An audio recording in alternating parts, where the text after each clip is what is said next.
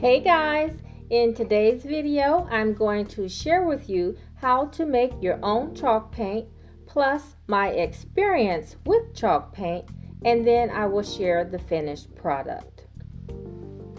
Now you guys know that in desperate times it calls for desperate measures. So if you've been watching my videos lately, then you know that I've been painting everything under the sun.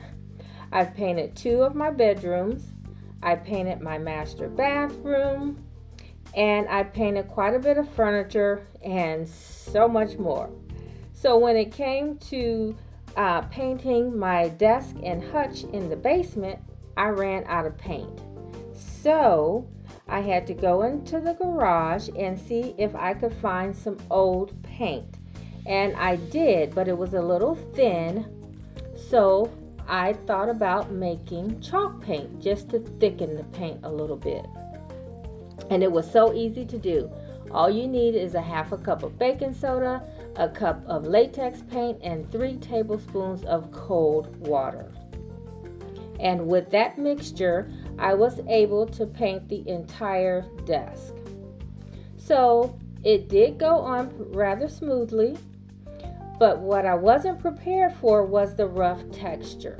So I guess when you make your own chalk paint, it's a little, the texture is a little rough to the touch. And so I thought it was a failure. But then I remembered that sometimes with chalk paint, you do need to sand between coats. So that's what I did. So after 2 coats of the chalk paint, I went ahead and sanded the entire piece. And then once you're done with sanding, then you just take a soft cloth and then you wipe away the debris. So then next, I decided I want to use a wax. Now, I got this wax from Hobby Lobby, and I've had it for some time, and it's by Krylon. And so I wanted to do a wax on top of the white finish to kind of soften it and, give it a little texture. So that's what I did, but my nozzle was a little jammed, and so the paint came out kind of funny.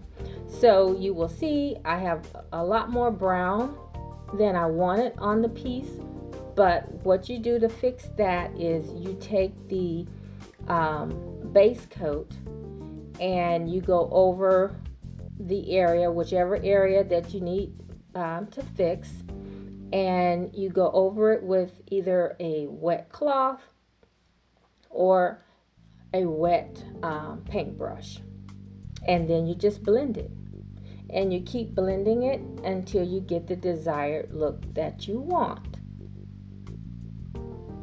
So you can see right there I'm putting on the base coat, the white, and I'm just going over the dark area.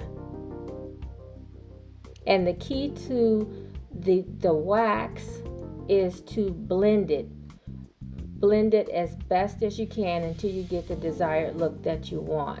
If you want more brown showing, then you don't have to put as much of the base coat on, but I wanted it to be a soft, kind of a lighter look.